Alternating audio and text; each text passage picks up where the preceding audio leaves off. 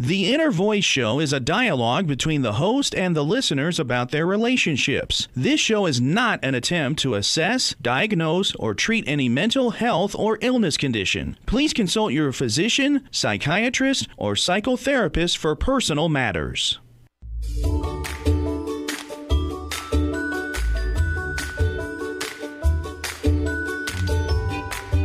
Inner Voice, a heartfelt chat with Dr. Foojan.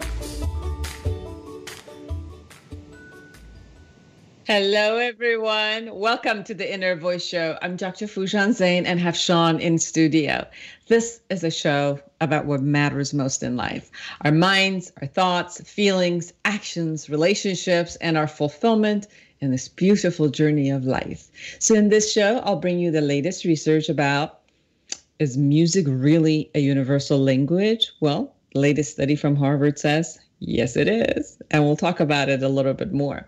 Then I'll speak to Lucinda Bakken White, author of Confessions of a Bone Woman, Realizing Authentic Wildness in a Civilized World. I love this book. It was amazing. Just brought up a lot of stuff. So don't go anywhere. We're going to talk to Lucinda about her experience, and it's awesome.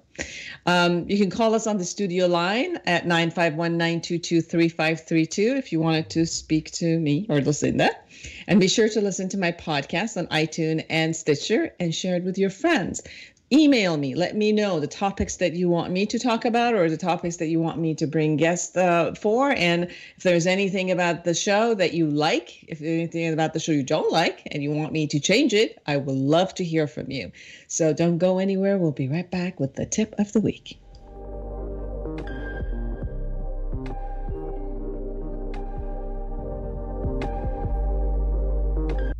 Join the conversation every Monday afternoon at 3 p.m. Pacific for Inner Voice Heartfelt Chat with Dr. Foojan. Dr. Foojan is a radio and TV host, international speaker, psychotherapist, life coach, and the author of Life Reset, The Awareness Path to Create the Life You Want. She brings you the latest research and interviews with experts in the field of cognitive sciences. Anyone who loves to grow and create growth for humanity gets a voice on this call-in show. Inner Voice Heartfelt Chat with Dr. Foojan. Monday afternoons at 3 p.m. Pacific on Smart Talk KMET 1490 AM and on KMET1490am.com.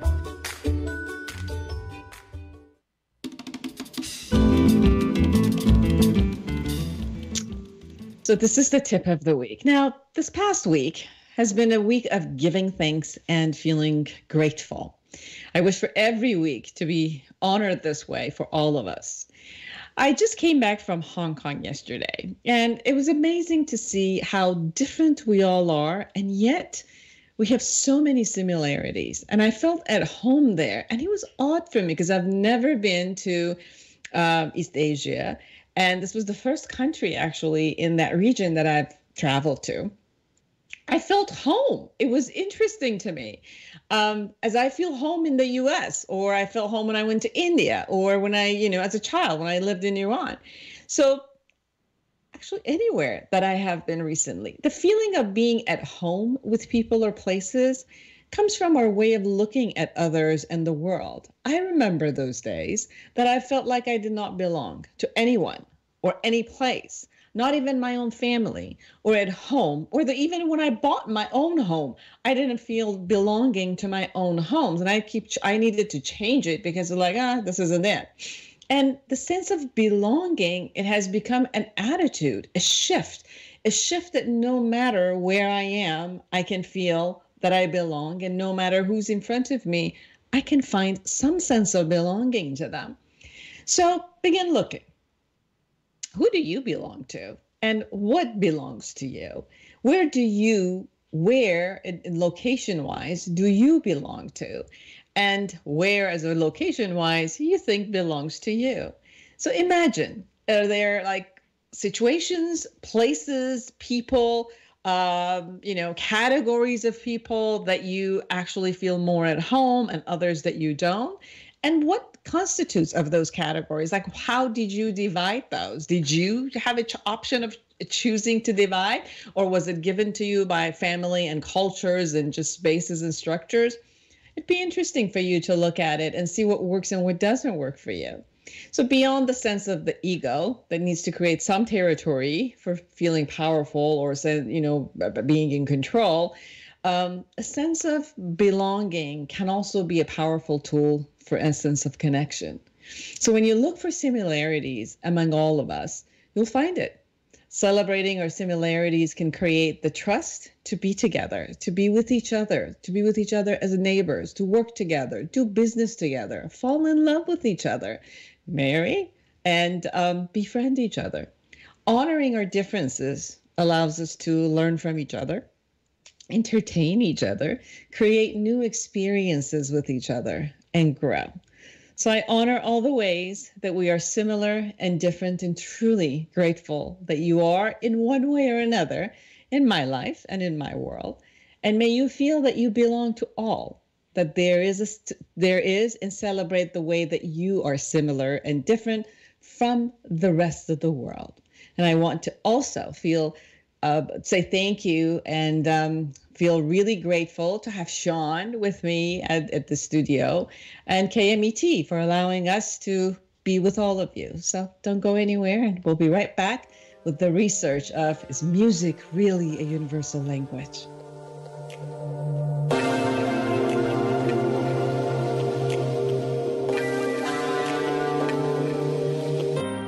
Hello, I'm Dr. Foojan, and I have great news for you.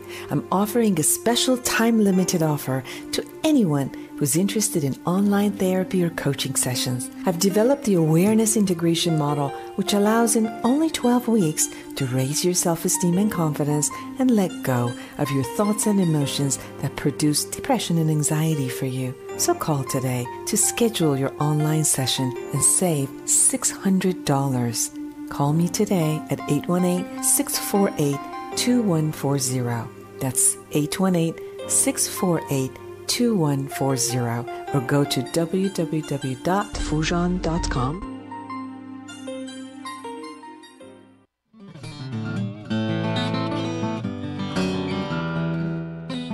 Two articles in the most recent issue of Science support the idea that music all around the globe shares important commonalities, despite many differences. Research led by Samuel Mayer at Harvard University have undertaken a large-scale analysis of music from cultures around the world. Cognitive biologists Fitch and Tudor Popescu of the University of Vienna also suggest that human musicality unites all cultures across the planet. So the many musical styles of the world are so different, at least superficially, that music scholars are often skeptical that they have any important shared features. Universality is a big word and a dangerous one. The great Leonard Bernstein once said that, but indeed, an ethnomusicology of universality became something of a dirty word. But new research promised to once again revive the search for deep universal aspects of human musicality. So Samuel Mayer at Harvard University found that all cultures studied make music and use similar kind of music in similar contexts with consistent features in each case. For example, dance music is fast and rhythmic, lullabies, soft and slow, all around the world. So furthermore, all cultures show tonality, building up a small subset of notes from some bass note, just as in the Western diatonic scale. So healing songs tend to use fewer notes and more closely spaced than love songs.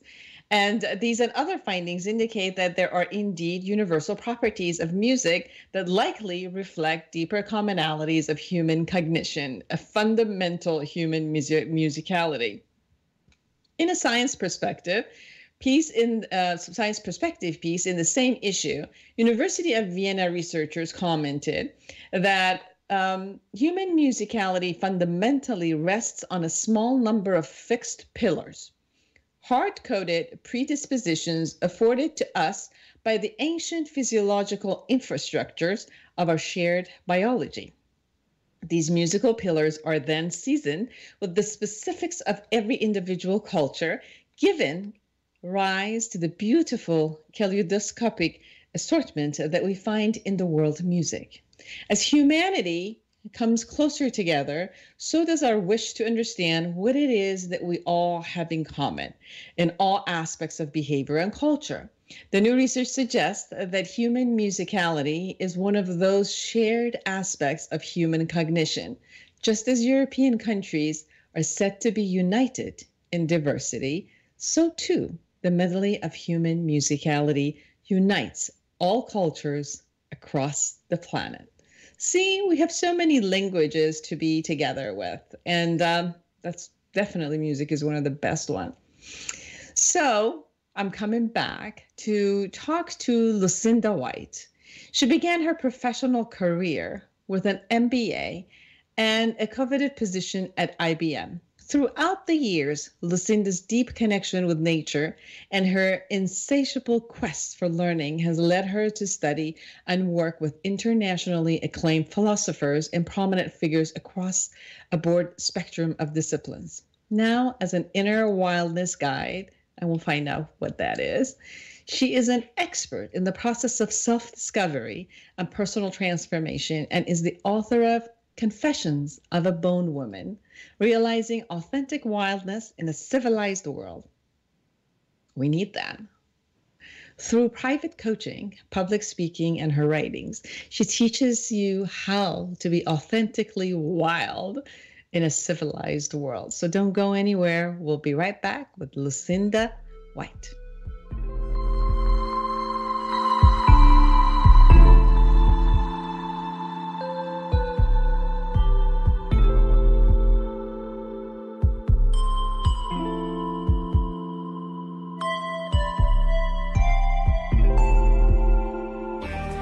Have you ever wished you could just wake up one day, reach across your nightstand, and hit the life reset button? Let's face it, the struggles and frustrations of everyday life leave millions of women and men around the globe yearning for a new way. And the new way is right here in Life Reset, the awareness integration path to create the life you want by Dr. Foojan Zeine. You can get it now at Foojan.com or Amazon.com. Life Reset, the awareness integration path to create the life you want. You deserve it. Hello, listeners. This is Christopher from The Christopher Show. Hey, if you missed one of our shows here at KMET, don't worry about it. You can go to our webpage, and that's KMET1490am.com. Go to the homepage, click on the SoundCloud tab, and hear any show anytime you want. Hello, I'm Dr. Foojan, and I have great news for you. I'm offering a special time-limited offer to anyone who's interested in online therapy or coaching sessions. I've developed the awareness integration model, which allows in only 12 weeks to raise your self-esteem and confidence and let go of your thoughts and emotions that produce depression and anxiety for you. So call today to schedule your online session and save $600. Call me today at 818-648-2140. That's 818-648-2140. Or go to www.foojan.com. Join the conversation every Monday afternoon at 3 p.m. Pacific for Inner Voice Heartfelt Chat with Dr. Foojan. Dr. Foojan is a radio and TV host, international speaker, psychotherapist, life coach, and the author of Life Reset, the awareness path to create the life you want. She brings you the latest research and interviews with experts in the field of cognitive sciences. Anyone who loves to grow and create growth for humanity gets a voice on this call-in show. Inner Voice Heartfelt Chat with Dr. Foojan. Monday afternoons at 3 p.m. Pacific on Smart Talk KMET 1490 AM and on KMET1490am.com. Welcome back, everyone, to the Inner Voice Show. I'm Dr. Foojan Zeine, and I have Lucinda White, the author of Confessions of a Bone Woman, Realizing Authentic Wildness in a Civilized World. Thank you for being on my show, Lucinda. Oh, thank you for inviting me. I'm so thrilled to be here. I really was intrigued and loved your book. I have to confess, I haven't finished it yet, so don't tell me the end. Don't tell anybody who's listening the end, because I really want to finish the book. Obviously, I work in the field of mental health, and I work with a lot of depression. But one thing that was really intriguing for me is you share about your life, and you share that, you come from a family that was really trying to be there for you in all the ways that were positive. And yet there was a part of you that just wasn't feeling free, and not feeling free, and the pressure that was being in that created depression for you. And then you talked about all of these successes that you had created in your life, whether it was through your education, or whether it was, landing an amazing job, at IBM and other tech, or creating an amazing life with your marriage life, and moving ahead, and the society and all of it. There was this other part that just wasn't being fulfilled. And that part was feeling the depression and needed to be free. And although you went with all that your family and society said you should, and you created all of the, the path that every one of us thinks success is, this other part of you who just wasn't satisfied with this and was feeling sad and going through the depression needed to be heard by you and freed. And tell us about that, because I think most of the people, think that depression always has to come from traumas and, really, really hardcore issues in childhood or devastating issues. And yet, as you begin your book, you also say, no, it can happen to all of us and the best of us. So share with us your journey, which then got you to your book. Well, that was a really good synopsis. And it speaks to the inner wildness, the authentic wildness, that invisible nature that I have that just kept tugging at me. But I'll be 60 this month. So a long time ago, when I was a child, it was a very different world. There wasn't as much talk about spirituality or the invisible realm. And so that was my contrast, my whole life, trying to understand what was that nagging inside of me. And I didn't have anyone to talk to, or did I have role models? Because I was in a very mainstream, affluent culture and taught to follow a cookie cutter formula for success, because that's what my parents knew back then. That's what our society and culture knew. So I don't like to blame them, although I did go through those stages where I blamed my parents. But I always came full circle to understand the meaning and to recognize that everything was an opportunity for me to learn. So quickly, what happened, I was a nature child raised by a single mother for the first decade of my life in the 60s. She wasn't a hippie hanging out with the free love movement. That might have been easier for her to have a community. She got pregnant at a young age and was ostracized from the culture and had to make ends meet and raise me. And she did a fine job of that. Married an affluent man when I was 11, and he adopted me. So it was a new set of rules and expectations from being this free, spontaneous child who talked to animals and trees to now let's go to school and behave and look beautiful and go on diets and be slender, get advanced degrees, make a lot of money, get married to a rich, affluent man. And so it was a squeeze and a crunch to shift myself. But I wanted to please my father, and I knew I was blessed. But jump ahead to age 27, when I was working at IBM, driving a Porsche, had gone on many diets to starve myself and look good, supporting myself financially, and I recognized the disconnect. Mm-hmm. The way I looked on the outside did not match how I felt on the inside. And that was my first depression that was acknowledged and recognized, and I actually had thoughts of suicide. Yes. And when you talk about this wildness inside, which you also, the title of your book says, Realizing Authentic Wildness in the Civilized World, share what you mean by wildness, because I think sometimes the word wildness also has a bad rap, as if it's something that is going to destroy or it cannot be maintained or controlled or being controlled. And usually it has such a sense to it. But that's not what I got from your book about wildness at all. So tell us, what do you mean by wildness inside? Yes, and this is such an important point. Wildness is just your authentic nature. It's your inner essence. It's actually your childlike self. If you look at children who are happy, not everybody has a perfect childhood, but when you're in your pure state as a child, you are joyful, playful, creative, spontaneous, doing what you want to do, and you're moving and you're skipping, dancing. You're not doing something because you think you're going to make money or worried about other people think of you. You're very spontaneous. And what our culture tends to do is sort of shape that out of us and make us fit into a cookie cutter box to contain us. Like for me, for example, there were rules and expectations of how I was supposed to behave and be a lady and wear this outfit and be pleasant and charming and look everyone in the eye. And a lot of that is good, but I believe all is good until it's out of balance.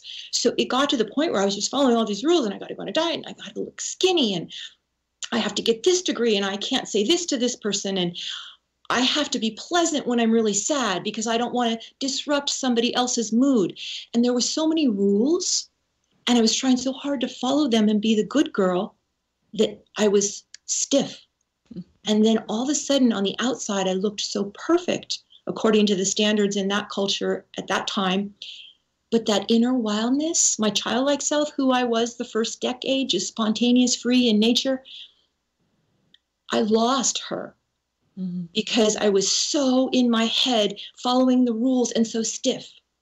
So that's what caused my depression.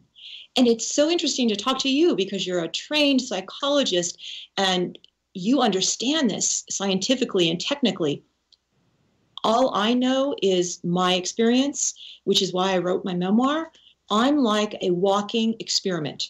I have constantly immersed, been miserable, been happy, and then tracked myself the entire time to understand what is happening right now, what is happening in relationship to this person or this situation, and where am I stuck and how can I grow? I didn't know this until much later when I looked back on the cycle in my life where I was constantly transforming against all odds. But that's why I wanted to write the book, because I know what I know, because I immerse and I feel it and I know it and I learn something and I transform through it. And then I'm not blaming people and I'm not being, poor me, my life's been difficult.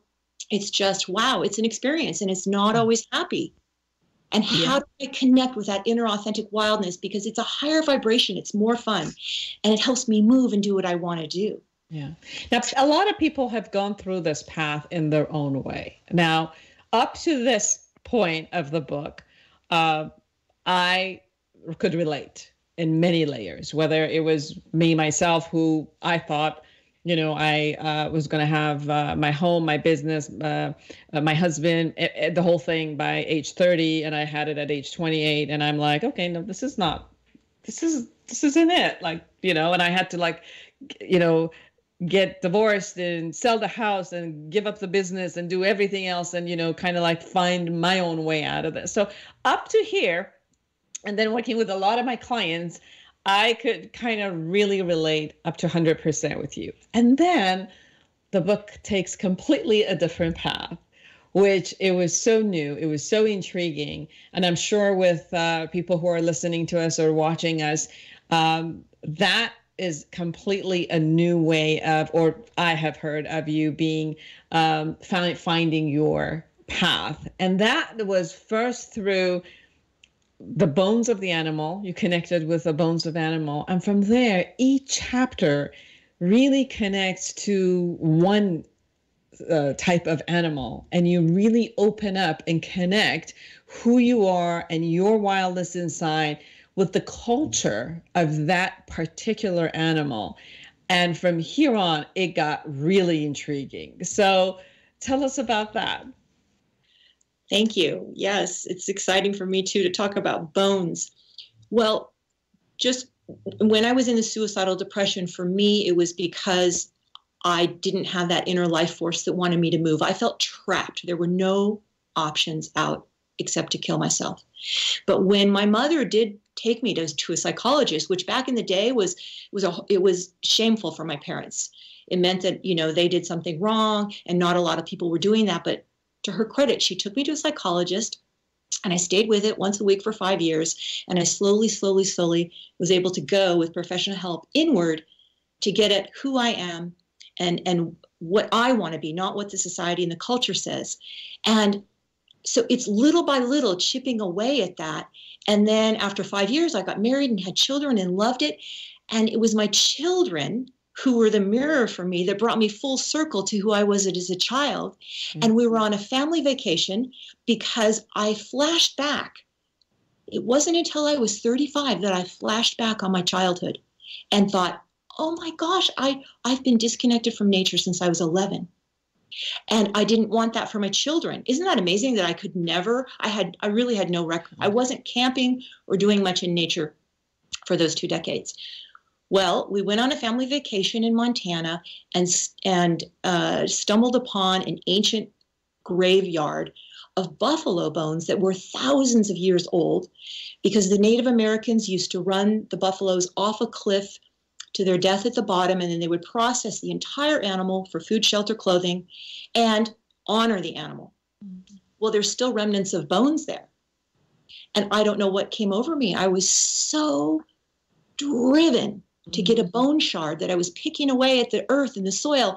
And when I finally broke off a little piece, a rib bone, out of the sediments of time, and I did research on this later, those bones could have been 10,000 years old. Wow. I didn't know what I was doing.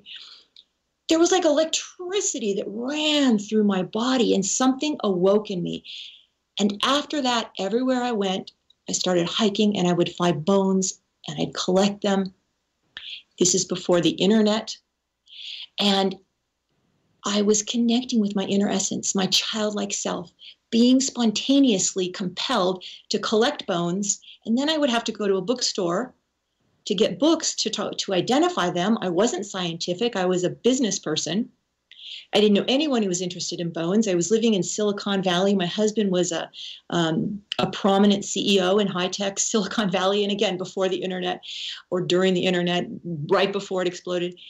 And it just grew and grew and grew to the point where I was going to high society parties in Chanel and high heels, and I had dead animal parts stuffed in our living room until the day I started. So that made me interested when I did the research on the bone and where it came from, indigenous cultures. And Joseph Campbell, you talked in your opener about the commonality, the common threads. Joseph Campbell did that for me because he studied religion all around the world to find the common threads. And then I started studying indigenous cultures and their ways of being and how they were connected to nature. And that inspired me. And every shaman has a song. You talked about music in the beginning. Song is like a vibration that tunes us. And so is nature. And before we had musical instruments, nature was our music. Yes. But as we've become more and more civilized, we've become more and more disconnected from nature. And I now know nature to be music and a tuning fork. And so, I could go on and on and on about my 20-year experience with animal bones.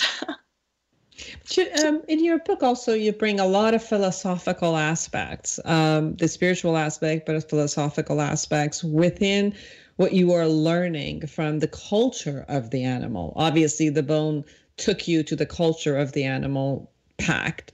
And then now you were also connecting it to the human pact and how, where is it that we're similar? You talk about wolf, you talked about owls, you talked about different type of animals and how we are similar in some essences with them and all the differences we have and what it is that we can learn from these similarities that not only we have with human beings across, but also with animals. It's like we're all kind of, on this earth together and we all connect in one way or another. And we can, if we're looking for it, we can see a lot of the behaviors that we have in them and a lot of the behaviors they have in us.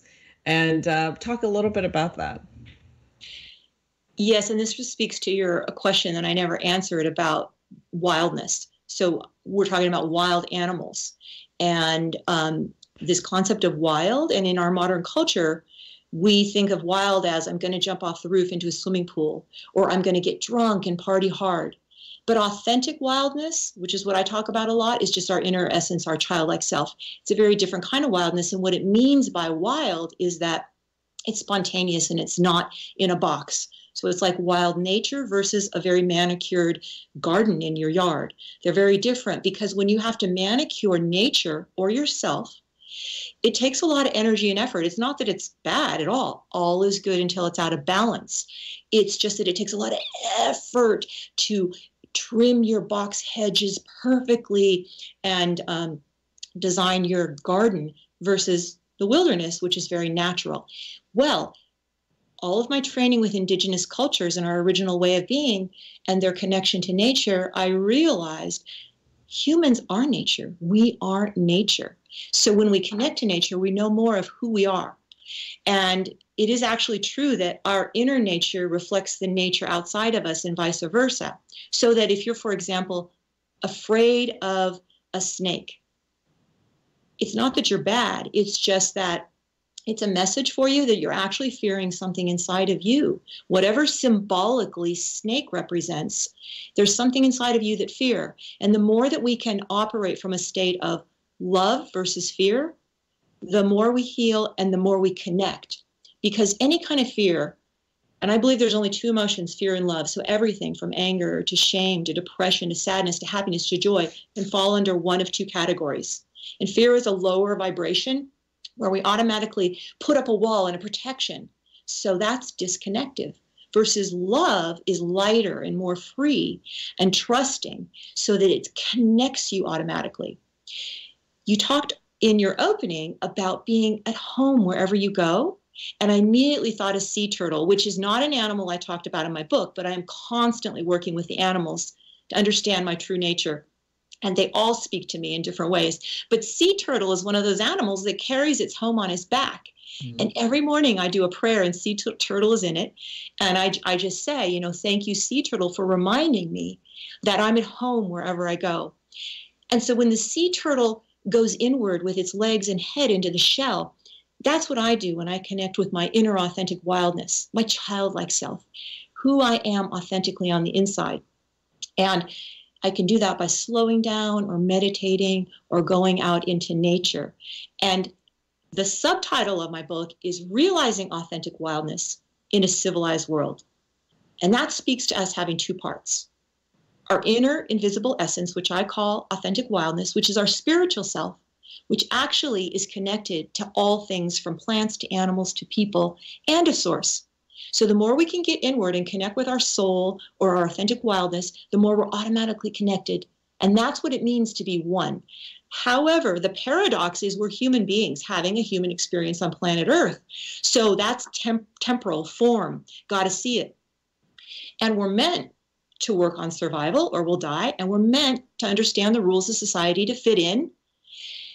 But we're meant to balance that with our childlike self and our wildness. So it's not an immature child that never grows up. It's balancing these two selves, your human self and your inner essence. As you were talking, I remember I've had a lot of different types of animals. I could say I've had the honor of having them domesticated in my home. And I learned so much from my cat. I actually learned independence, complete independence, and complete communication. Where, when she loved me. When she wanted me to sit down, she would tell me. And then when she was upset with me, it was very clear that she was upset. So this communication and emotional independence was something that I actually learned from my cat. I didn't have emotional independence before that. I was very emotionally dependent. And I had two cats, and each one of them really taught me a lot. And then I went into birds, and I had those cockatiels with the red cheeks. Yeah. And I learned sense of entitlement. It was amazing. Like, she would put her head, or he would put his head like that, and then kind of like demand to be petted. And then if you didn't pet the way that he wanted to, he will poke at you. And then there were times that I had to be at work like many long hours. And then I would come in, and then he would fly right into my feet and hurt me, and then look at me like, and where were you? Like, I'm here. And why aren't you taking care of me? Like, the rage was there with this, bringing the feathers out and walking in and looking at me like, I don't understand why I'm not your priority to take care of me. And then for my dog, just total unconditional love. It just didn't matter like what it was in front of them. It was just this loyalty. So it was so interesting when you were telling me that I was constantly thinking about my own experience, when I had bunnies or, all the other kinds that I also had. Every part of them, which was a bit dominant in them, or that it was becoming dominant in reaction to a thing that I was doing. Let's say, an interaction between us, that part of them became dominant. And it was beautiful. I think that because I would learn from them without being intimidated. Sometimes like when you learn these things in life with human beings, sometimes you feel intimidated by them. But these things, like when, the animal was coming after me, even angry at me, I was learning this without being intimidated. So it was like such a fresh concept of learning that was showing me who I can be. Even the times that I was entitled and maybe it wasn't working, or that I should be entitled and take a stand for myself the same way that, my bird was like, why are you leaving me alone for like 12 hours? That's just not okay. So it's interesting in how we can connect to these type of different world, whether it's nature or whether it's particular animals, to ourselves. And no matter what, I guess that when we are connecting with the outside world, whether it's the nature or animals within the nature, that there is a projection of us. There is a part of us that is viewing the world, so we can only see things as it applies to us. And if we're open to seeing that, then we could really connect to who we are and getting to know different parts of us. And then, as you say, kind of like balance all these parts as it's necessary to deal with the outside world. And, as we live with the civilized world and the corporate world and all that is needed to also be a successful person, as we live. So when you look at your own journey of coming from a nature space, your childhood, coming and getting all trimmed by the world, and then finding yourself back out there. What is the message that you want to your readers of the book, Confessions of a Bone Woman, Realizing Authentic Wildness in Civilized World, to really get? I'm hoping that people will recognize that they all have an inner authentic wildness, a unique self that's invisible, that wants to express. It is a higher vibration energy, so it also offers us healing. When I was collecting the bones, I was so in love with the bones for 20 years, so curious. That's a childlike quality, curiosity. So curious, like, what is this bone? I knew nothing about anatomy. What animal did it come from? How does this animal live? How did it die? So I just kept following the threads of my curiosity to books and bookstores, and then the next wonder. And I was so in awe and in wonder that it kept me in the present mode. A lot of modern healers now talk about being present. And when we think about the past or the future, or people that hurt us, or things that we have anxiety about in the future, our energy is getting dispersed out of our bodies towards the past or the future. But when we're so curious about something and enmeshed, all our energy is present. And that's what happened to me. I had quite a few physical ailments. One horrific thing on my cheek, where my cheek was just bright, oozing red. And I've been to every doctor, no one, it was like an anomaly. And I had to show that face in this high society world because nothing could heal it. And then just overnight, 10 years into working with bones, it disappeared. Wow. And it was that present healing energy that I had with myself that healed me. And so for us to connect with who we are as a child and remember what we loved to do most, and for me it was to be in nature and have an imaginary realm, is healing. And that's a clue as where to go forward with your authenticity, to get this higher vibration and to keep you in the present. And the animals are my guides because of the animal bones. And our ancestors did look to the animals. The wolves taught them how to hunt. Mm-hmm. And there is a difference between a wild animal and a domesticated animal. So a dog is beautiful because it reminds us of the wolf and the pack animal and the unconditional love. But a dog, depending on its owner, is going to act differently because they kind of, in a way, are like us, have been domesticated and shaped and told what to do, when, why, and how. A cat is very hard to tame. So they're a great bridge because they're going to do what they want to do when they want to do it. And I loved when you were talking about all your animals, because you were talking about this concept of going inward. You were open to this idea that your animals were teaching you something or communicating something with you. You were being very intuitive. These are all things that we can use to go inward, to connect with our authentic wildness. And it's not like you had to prove it in a book or have it scientifically proven. You just knew. There was something in you that just knew. And that's connection. You were connecting with those animals by honoring them and being open and using your intuition. So bravo. So you talked about also a lot of tips. What is it that you can give to our audience and listeners that they can use every day so they can connect to that part of them, to part of self, to the childlike or the wildness or the spiritual part of themselves, that in that connection they feel free? They get to know who they are, and they get to manage or be with or honor or play, from that part with the world. Well, nature, in addition to animals, is my greater teacher. There's the only thing constant in nature is change. So there's a vibration in nature. Every season has a different vibration. Every day has a different vibration. And like music, it can heal us. And it comes to us through our sensory circuits: sight, sound, taste, touch, smell. And some of us prefer or actually are gifted in one or more of these sensory organs. So it's really relaxing and healing to play with that. So I call them bone woman wanders. And I have the people that I work with go out and wander in nature. It can be at a park or it can be on a hike, depending on your comfort level. And don't have an agenda. Don't, just be, a lot of us, I used to multitask. Talk to my friend and we'll walk at the same time, and I'm outdoors in nature and I'm with my friend.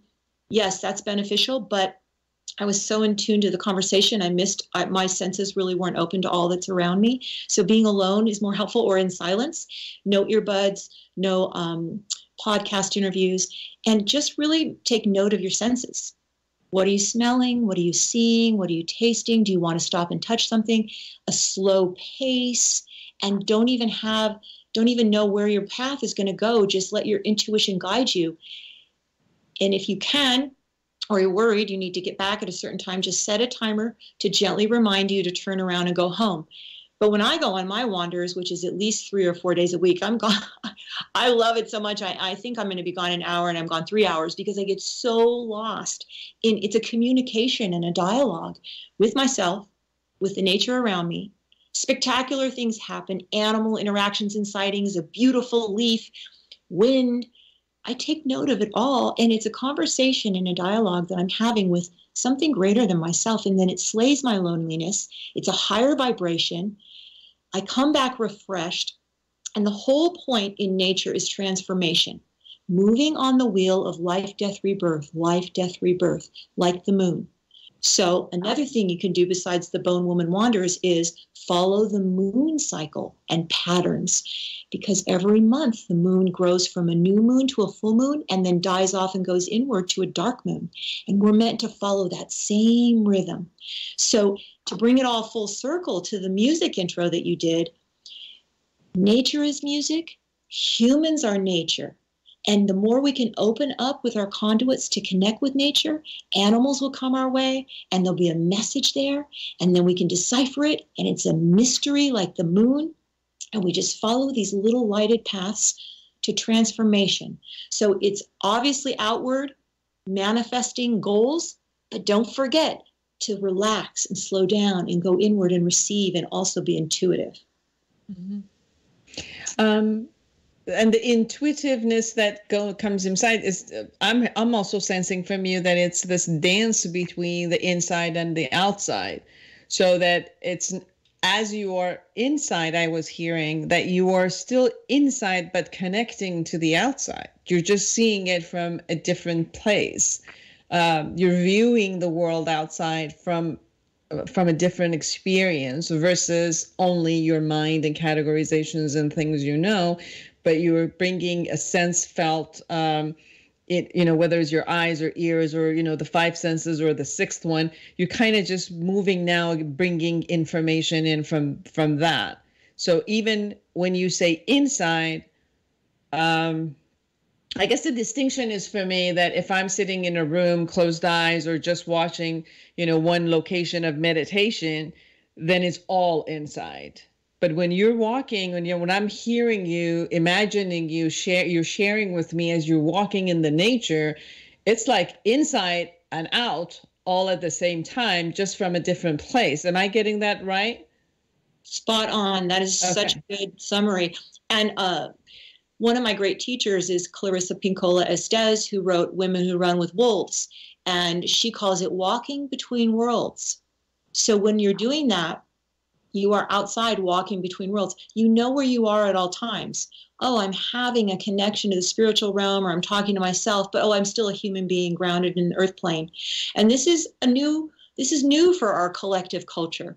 This is what we're learning to do, is integrate, because we've all known people who are super spiritual, and it's just so wonderful to be around them, and they're loving and they have a high vibration, but they really have a hard time on the earth plane. They're overcome by sadness of the condition of people and the planet, or they just can't make money, or they don't resonate with culture. And so they're out of balance, overemphasizing this inner essence. And then we know the people that overemphasize tangible results and accomplishments and degrees and money, and they're really neglecting that there's an invisible universe all around us. So balance, balance, balance. And yes, I'm constantly walking between two worlds and letting the spiritual realm inform me what to do as a human being in this tangible world. And you also, we have a couple more minutes only, but this is very important, where you talk about old age, becoming an elderly in a whole different way, which are obviously pop culture says that you have to put hormone growth and Botox and do facelifts and, wear all these things, which really shows your youth, and you have to stay at your youth, and, growing old and looking old and, feeling old is just not okay. And in your book, you also talk about, the concept of being an elder and how to honor that and what it has for the person. Can you talk a little bit about that? The modern mainstream culture and the media right now overemphasizes physical beauty and tangible proof of success. And I was raised in a family where physical beauty is everything. I had to do the 360 twirl before I left the door. I had to go on diets. So I know this well. And yet what I learned from the indigenous culture is that the elders are the ones with the wisdom. But it comes from paying attention to your life and everything that's happening and making sense of it, so that when you come to your elder years, you know who you are, what your gift is, and you have something to share. In fact, Clarissa Pinkola Estes calls turning your wound into a gift. So what seems really traumatic and horrible can also be your gift, because you immerse in it and you know it. So once you know it, you turn it around, and then that's the gift that you share with the world to make it a better place. But our body declines on purpose so that we will put more emphasis on our inner radiance and essence and our wisdom when we are in our elder years. And our youth needs the elders. So I like to think of it as a circle. I look at every life stage and what the purpose of that life stage is. And then when you get to be an elder, You have this wisdom. I love millennials. I love them. They're young. They're full of energy, and it fuels me when I'm around them, and they have a new view of the world. I don't want to be stuck in my view of the world my whole life, so they tell me what's going on, and then they need me as a solid platform, non-judgmental, to hold the container for them and say, you're okay. This is what happens in this stage of your life. You're not alone. This is normal. And it's a circle. And then I see all the people in the middle who have children or symbolic babies and families that they're very busy working on at the mid stage of their life. So that it all works in a circle. It's that life, death, rebirth. There's so many symbols. The last thing I want to say is that this inner essence that we're talking about, the dialogue with animals, loves to speak in symbols. Symbols. So I'm constantly interpreting symbols when an animal comes to me, or a tree or a leaf or a situation or a dream. That's beautiful. Well, thank you. Thank you for being on the show. Thank you for writing the book. Thank you for putting all of your experiences and sharing it with us. And I know that people can find you in authenticwildness.com. And you are also a wildness coach. Are you right? Wildness guide, inner wildness guide. And they can find you. And you also have, I think, retreats, right? I do retreats. Most of them are custom, but people do come to my property, which is beautiful, to connect with nature and to work on all these things. Yes. Beautiful. Beautiful. So everyone, Lucinda White, please go get the book. It's an amazing book. It's a lot of just amazing connection that you get. And it's new. It's a very new way of experiencing this. And trust me, I've been a therapist for 30 years and gone into spiritual paths for 30 years. This is such a new way of looking at things that it was really refreshing and intriguing. So the book is Confessions of a Bone Woman, Realizing Authentic Wildness in a Civilized World. So thank you so much for being on the show. Oh, thank you. Bless you. Take good care of yourself. Everyone who are out there, create an amazing world for yourself and everyone around you. And until next week, bye-bye.